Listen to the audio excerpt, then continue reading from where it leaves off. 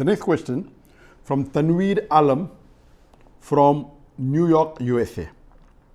Should the fasting of 3 days a month to be done on Ayyaam Al Beed, 13th, 14th and 15th, or any 3 days of the month?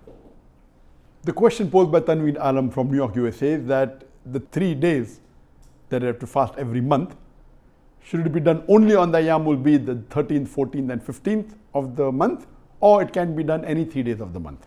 What is the meaning of Ayyaam Al Beed? Ayyaam is the plural of Yom, days. Beed means white. So Ayyaam Al Beed means the white days. These days refer to the days when the moon is at the brightest, when it is a full moon.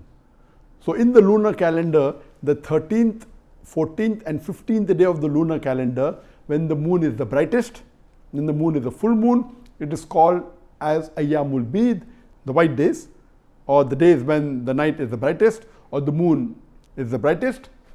So Ayyaam Al Beed, the days are 13th, 14th and 15th of the lunar calendar. There are various hadith in which the Prophet has recommended that the Muslims should fast on 3 days. There is a hadith mentioned in Sahih Bukhari and Sahih Muslim, Muttafaq alayh, that Abu Hurairah, may Allah be pleased with him, he said that my close friend, referring to Prophet Muhammad, has asked me to do 3 things every day till the end of my life. And I'll keep on doing it till the end of my life. And those are fasting 3 days every month, praying the Salatul Duha, and sleeping after witr. So based on this, we come to know that the Prophet Muhammad recommended to Abu Hurairah, may Allah be pleased with him, that he should fast 3 days every month. There are other hadith mentioned in Sahih Muslim that when one lady companion asked Aisha, may Allah be pleased with her, that did the Prophet fast 3 days every month? She said yes. Which of the days did he fast? She said it did not matter which day it was. There's one more hadith, Hazrat Aisha, may Allah be pleased with her, she says that sometime the Prophet fasted in the beginning of the month, sometime in the middle of the month, sometime toward the end of the month. There's another hadith which is mentioned in Sahih Targhib, it's a Sahih hadith by Shaykh Nasr al-Albani, that the Prophet said that anyone who fasts 3 days every month of his life, it is as though he has fasted for his full lifetime. And Ayyaam Al Beed are the 13th, 14th and 15th of the month. There's one more hadith in Sahih Targhib where Abu Dhar, may Allah be pleased with him, he said that the Prophet told him that if you have to fast any days in a month, fast on the 13th, 14th and 15th of the month. Based on this, we come to know that the Prophet recommended, it's a sunnat-e-muakkadah, that a Muslim should fast 3 days every month. And the best, it is mustab, that you fast on the Ayyaam Al Beed, the 13th, 14th and 15th. So the best, the most recommended is that fast 3 days every month and fast on the 13th, 14th and 15th. But if you cannot fast on the 13th, 14th or 15th, maybe because the ladies may be having the menstrual cycle, or a person may be traveling, or he may be having a guest, if he fast any other days also, it is acceptable. Because there are other hadith which say that you can fast on any of the 3 days. So the better of the options is fast on the 3 days. But for any reason you cannot fast on these 3 days, the 13th, 14th or 15th. If you fast any other days, no problem. Whether you fast consecutively, all 3 together, or you fast with a break, both accepted, as long as you fast 3 days. But the afzal, the best is on Ayyaam Al Beed.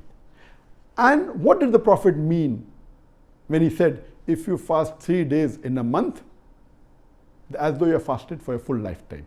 Because a Prophet says that every good deed is multiplied by 10. So if you fast 3 days in a month, you're actually fasting 30 days in a month. That's the full month. And if you fast 3 days every month of your life, it is as though you have fasted for the full lifetime. So this is the multiplication of the factor by 10. That's what it meant. So if you fast 3 days in the Ayyaam Al Beed, that is the best.